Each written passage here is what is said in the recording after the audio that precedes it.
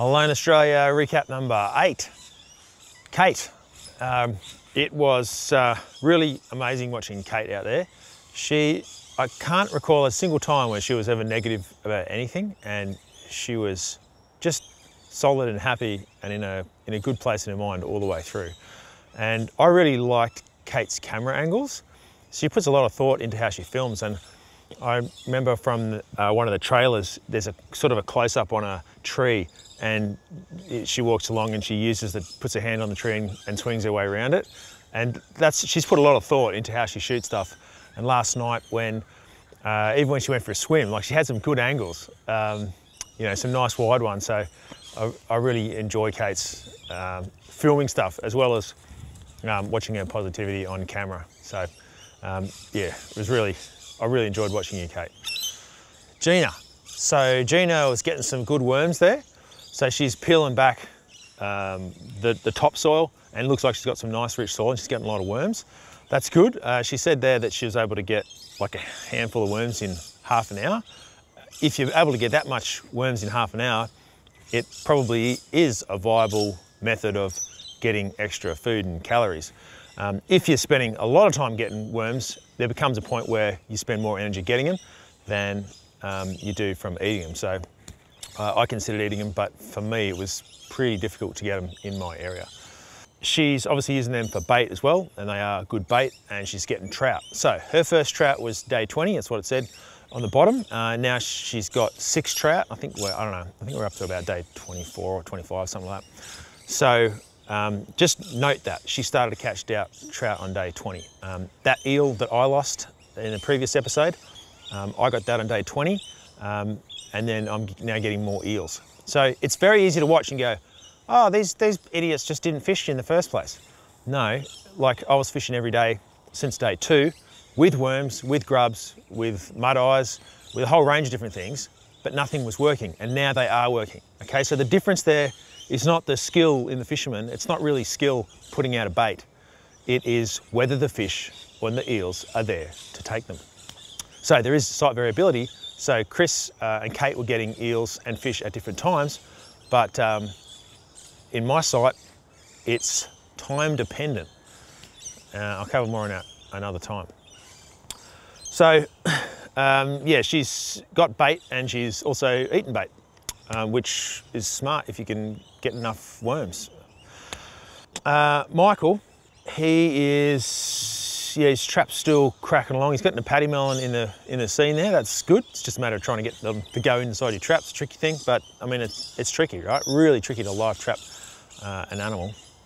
He is obviously struggling with food, like we all are, and he's getting those plants. He's talking about those water ribbons. Couldn't really get enough of a close-up of those I didn't recognise that particular plant, but I can see him cooking it in a pot with other swordgrass shoots. So he's doing his best to eat what he can, and that is important to keep those greens going through your body. And yeah, he's working hard, and he's getting stuff into his stomach. Now he's talking about moving. So it says in the caption there, 1.2 kilometre walk. That's a huge walk in that kind of environment. It's, I would say, equivalent to walking 8 kilometres on a flat track. Probably more, maybe closer to 10. Because you're climbing up and stuff, you're crawling, you're going over logs that are really steep, they're slippery. You got a tripod, you got a first aid kit on your back, 2 other GoPros. It's a physical workout for an hour or 2 to get somewhere. Whereas if you just went for a light jog, you could probably cover 6 to 8 Ks in an hour. So that's why he's saying it's too hard to transit there and back. This is what I'm guessing he's saying. So it makes more sense if he moves. Now that's a big call, but I admire his decision-making process, because he's now spent 20-something days in this one spot, and it's not looking good. And you know, it is easy to just kind of sit around and just become negative and just do nothing. But he's trying to win, so he's making a bold decision, and he's going to move. So good on you, Michael. I'm impressed. All right, my stuff. So I got an eel. I saw it bending on the line.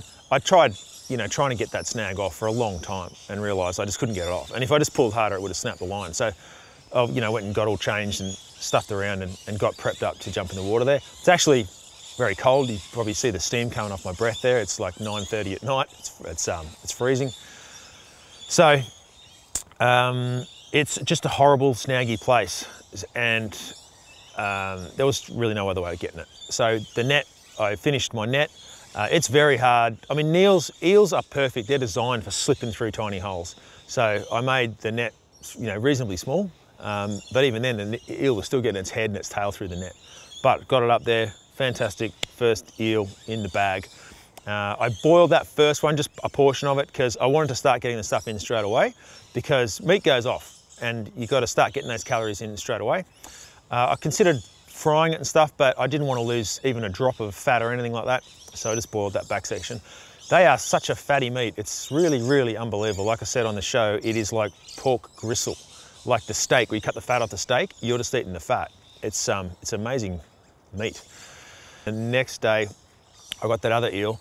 So now I've got 2 eels. Like there's several days of proper food. Like we're talking, I don't know how many calories there are in an eel, but I'm guessing there's like, in those 2 eels, there's probably like 8 to 10, maybe 12,000 calories. There's a lot. So I didn't know how quickly they'd go off. So that's why I wanted to smoke one of them, because smoking is a preservation method. There's hot smoking, which is a little bit just like cooking.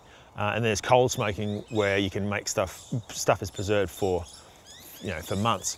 I was kind of trying to do a cold smoke, but I smoked it for about kind of 6 to 8 hours, so it's got a halfway between the two. But anyway, there's definitely some preservation benefits of making that smoker. That was my aim.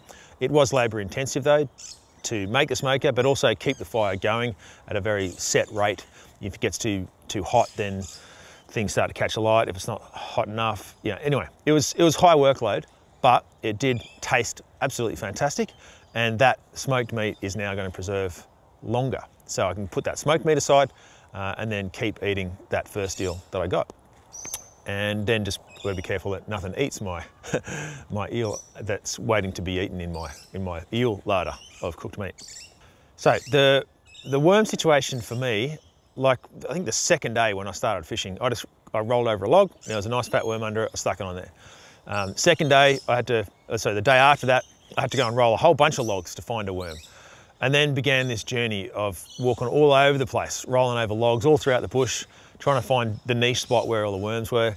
I was scraping through under leaf matter. I was going down to the lake's edge where the stuff gets kind of deposited, and then there's like this quite nice organic looking earthy stuff that looks perfect for worms, but a lot of the time there was no worms in it. So I was looking for worms probably on average a couple of hours a day, all the way up there till day kind of in the early day 20s.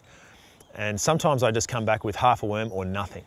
So when I was talking about fresh worms is the key, so sometimes those worms would stay on my hook, and they'd come out each day and the worm would look really horrible, and then the next day I'd stick it back in again, and you just got these horrible worms. But I was trying really hard to get them, and I just couldn't find them. So it's a really tricky place to get worms. So that patch of worms that I found, this is great. And I kind of thought, I just got to find a similar aspect to this and I'll be set for worms.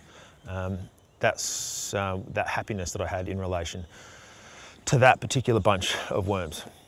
So yeah, if I'd eaten those worms, I would have got very little energy, but those worms that I used for bait ended up coming back with 2 eels. And what I was talking there about the bait, even before I got the worms, is if I can get fish and I can start using the guts for bait, I don't need to spend all this energy finding worms, because I can use guts for bait, I can use part of the fish for bait. So once you've got a fish, you can then, for the next 5 days, you've got bait, and you don't need to spend 3 or 4 hours a day looking for bait. So you can kind of get on a bit of a roll. And that really is the situation I'm just getting into now with those 2 eels. Just stepping back earlier in the episode, I'm trolling there and I get a strike. I'm not sure whether it was a fish in hindsight. It felt like a fish at the time. Then I now wonder whether the line was brushing over a snag. I looked very closely at the rod tip on the video replay that I saw for the first time tonight, because we're not allowed to watch our stuff back when we're out in the field. I don't know whether it was fish or not, but I worked very, very hard for whatever that was, whether it was a snag or a strike. And you'll see in the background when I'm cooking the eel that I've progressed my shelter a fair bit. So I've now made the sides vertical, I just felt that, like in some of those bigger gusts, I wanted them anchored down nice and thoroughly, and when rain came in sideways, I wanted it to not come in sideways. I've left the front of my shelter open like that, deliberate decision to allow smoke to get out. So if I'm cooking at night, I don't want to be smelling, breathing in smoke in my shelter. And also, the most important one is in rain, I can still fish. From inside my shelter, I can watch my lines with those indicators on them. So I can fish on a day that's pouring down rain and not have to be standing around in the pouring down rain. So I was warm enough in my sleeping bag, so I just put some extra effort into my shelter, but not too much, just enough to keep things ticking along. There was a comment last night, a question, someone said from Adam on Facebook, without food for so long, is it the fatigue that is the hardest, or staying mentally strong? I don't know, my mindset when I'm doing that is, if I just focus, all of my efforts onto the decision-making process about how to get food, maybe how to figure out some engineering problem in my head, all my focus is just focus on the task at hand. That doesn't leave much time in my brain to be worrying about, oh, this is cold and uncomfortable and, I miss my family.